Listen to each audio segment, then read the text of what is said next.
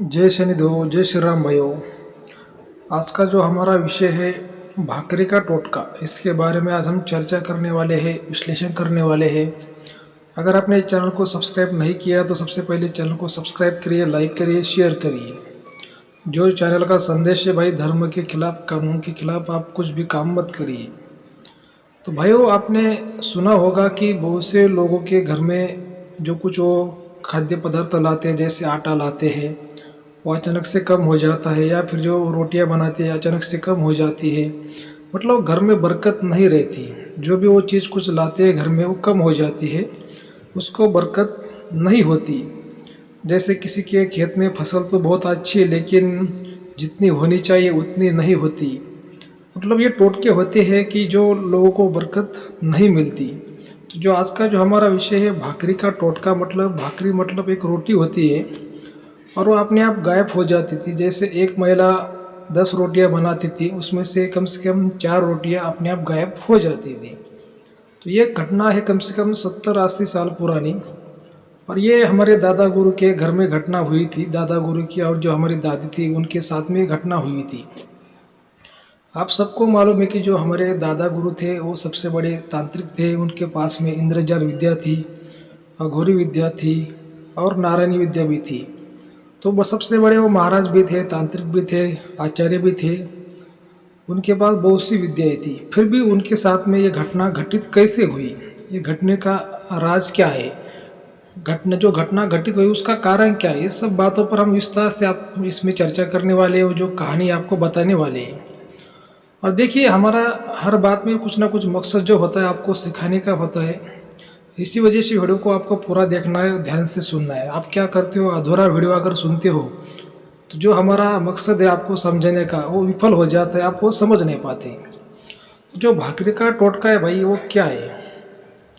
तो देखिए दोस्तों, ये जो कहानी है 70-80 साल पुरानी कहानी है। एक दिन क्या हुआ कि जो हमारी जो दादी थी, वो पहले ज़माने में ऐसी गेहूँ की रोटियां नहीं हुई करती थी, जो ज्वारी की, बाजरे की, ऐसी वो भाकरी बोलते हैं उसको, तो हुआ करती थी। तो दादी हमेशा सुबह और शाम 2 टाइम पे कम से कम 10 रोटियां, मतलब 10 भाकरी बनाती थी।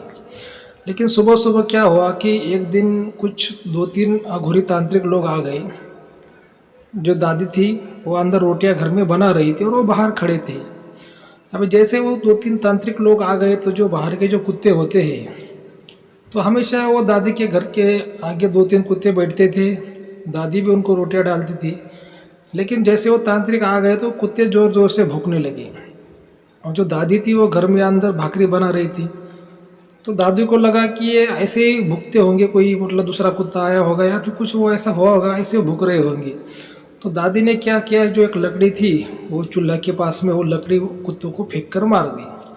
अब वो लकड़ी कुत्ते को तो नहीं लगी, लेकिन वो 2-3 तांत्रिक लोग आए थे उनके पैर को लगी। और दादी ने देखा नहीं था कि वो बाहर कोई तांत्रिक खड़ा है, भिक्षा मांगने को आया है। ये दादी ने देखा भी नहीं था। उसने ऐसे ही कुत्ते को फेंक कर मारी थी, लेकिन लगी किसको, तांत्रिक के पैर को। तो उनको क्या लगा कि ये औरत ने जानबूझकर हमें फेंक कर मारी होंगी, या फिर ये जो औरत है बहुत क्रोधी होंगी। तो गुस्से में वहाँ से वो 2-3 तांत्रिक लोग चले गए। वो भी दादी को समझ नहीं पाए और दादी ने भी उनको नहीं समझा, उनको नहीं देखा। दादी को इसके बारे में कुछ भी जानकारी नहीं थी कि कौन अपने आंगन में आया है और कौन चला गया। लेकिन क्या हुआ कि फिर उसी रात से जब दादी रोटियां बनाती थी, जो भाकरी बनाती थी, वो कम से कम हर रोज़ 10 भाकरी बनाती थी। जो घर में कुछ 5-6 मेंबर थे उनके लिए 10 भाकरी वो बनाती थी, तो उसमें हमेशा कम से कम 3-4 रोटियां कम हो जाती थी। तो ऐसा ही चलता रहा। जैसे 15 दिन हो गए, 1 महीना हो गया, दादी हमेशा रोटियां बनाती थी, उसमें से 3-4 रोटियां कम गिरती थी। बाद में उसको फिर से रोटी बनानी पड़ती थी। और जो हमारे जो दादा गुरु थे वो बड़े तांत्रिक होने के कारण वो हमेशा घर से बाहर रहते थे। जैसे 1 साल में वो 11 महीने तो बाहर ही रहते थे। खाली मान लीजिए कि 1 ही महीना वो घर पे रहते थे। तो फिर ऐसा 1 महीना बीतता चला गया। उस टाइम पे दादा गुरु भी हमारे घर पे नहीं थे। लेकिन 1 महीने बाद फिर दादा गुरु घर पे आ गए। और जैसे दादा गुरु घर पे आ गए तो फिर उस रात को दादी ने रोटियां बनाई और हमेशा की तरह 2-4 रोटियां कम गिर गई। तो फिर दादा गुरु हमेशा लास्ट में खाना खाते थे। तो फिर दादी ने फिर से रोटियां बनाई दादा गुरु के लिए। तो दादा गुरु ने वैसा एक दिन हुआ, वैसी घटना फिर से दूसरे दिन भी रोटियां कम गिर गई, तीसरे दिन भी कम गिर गई। तो दादा गुरु बोले ऐसा कैसे हो रहा है कि रोज़ रोज़ रोटियां कम गिर रही है। तो दादी ने कहा ऐसा लगभग कम से कम 1 महीने से हो रहा है। तो दादा गुरु बोले ऐसा तो नहीं होना चाहिए। हालांकि दादा गुरु जब घर पे आए थे तभी वो बात को समझ गए थे, लेकिन उनको भी दादी को कुछ सिखाने का उनका मकसद था कि दादी को भी कुछ पता चले कि जो अपने आंगन पे जो भिक्षुक लोग आते हैं, चाहे कोई महाराज हो चाहे कोई तांत्रिक हो, तो उनका सम्मान करना चाहिए, उनको कुछ भिक्षा देनी चाहिए। लेकिन उनको ये विद्या के बारे में पता चल गया था कि जो भी हो रहा है वो अघोरी लोग जो अपने घर पे आए थे उनके कारण ये बात हो रही है। लेकिन उनका दादी को सिखाने का मकसद था, इसी वजह से उन्होंने दादी को कुछ कहा तो नहीं। लेकिन ऐसा कम से कम लगातार 15 दिन ऐसे हुआ। लेकिन क्या हो तो हो गया कि भाई वो ऐसी बात रोज़ रोज़ अगर होती है कि फिर से खाना बनाना, दोबारा खाना बनाना, तो आदमी परेशान हो जाता। दादी ऐसे डबल डबल काम करके परेशान हो गई। और फिर एक दिन जो हमारे दादा गुरु थे उनके सामने रोने लगी, बोले कि आप इतने बड़े तांत्रिक हो, इतने बड़े पंडित हो, और मेरे साथ ऐसी जो घटनाएं हो रही है कम से कम 1.5 महीना हो गया, और फिर भी आप इसका हल नहीं निकाल रहे। क्यों नहीं निकाल रहे, क्या कारण है इसका। दादी को सब पता था कि ये इतने बड़े महाराज है, तांत्रिक है, तो इनको सब पता होगा।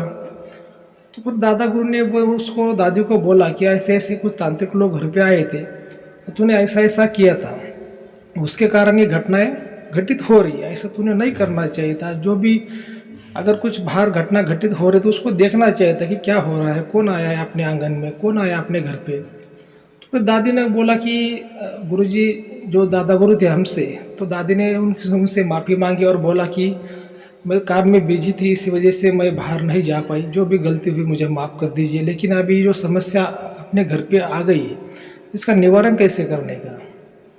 तो फिर उसके बाद दादा गुरु ने सोचा कि कोई दिक्कत नहीं है, हम कल इस बात का निवारण करेंगे। फिर अगले दिन भी जो दादी थी उसने जो रोटियां बनाई, जैसे दादी सुबह रोटियां बनाती थी तो सुबह वो रोटियां को कुछ होता नहीं था, कम नहीं होती थी, लेकिन रात के समय में ऐसा होता था। तो लगभग रात के समय में 8 बजे ऐसी रोटियां वो गायब हो जाती थी। तो फिर से दादी ने जो दूसरे दिन रोटियां रात को बनाई, और फिर दादी भी वहाँ पर बैठी रही, जो उनका जो किचन रूम था जहाँ पर रसोई घर होता है, तो दादी भी वहाँ पर बैठी रही और दादाजी भी वहाँ पर बैठे रही। तो जैसे ही कम से कम 7-8 बजे का समय हुआ, तो जो यक्षिणी होती है वो आके कम से कम 4 रोटियां लेके जा रही थी।